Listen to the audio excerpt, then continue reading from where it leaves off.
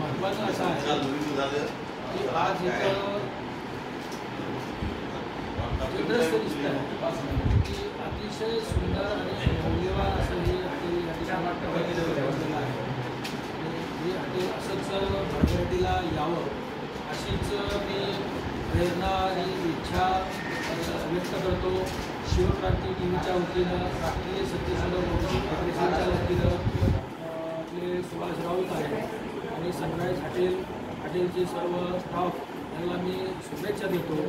आणि 1 मे 2024 रोजी महाराष्ट्र दिनाच्या दिवशी हे परत रेडिएशन यांनी करून जे लोकसेवेमध्ये परत सेवा रुजू केलेली आहे, ही सेवा सर्वांनी या सेवेचा लाभ घ्यावा आणि झालेलं नुकसान भरपाई करण्यासाठी आपण सर्व बहुजनांनी, आपल्या सर्व मित्रांनी, आपल्या सर्व नातेवाईकांनी इथं या सोलापूर धुळे रोडवर अतिशय चांगलं हे हॉटेल सनराईज या ठिकाणी आपण यावं आणि या हॉटेलचा स्वाद घ्यावा एवढीच विनंती करतो. आणि पुन्हा एकदा हॉटेल सनराईजचे मालक ॲडव्होकेट सुभाष राऊत यांना मी शुभेच्छा देतो.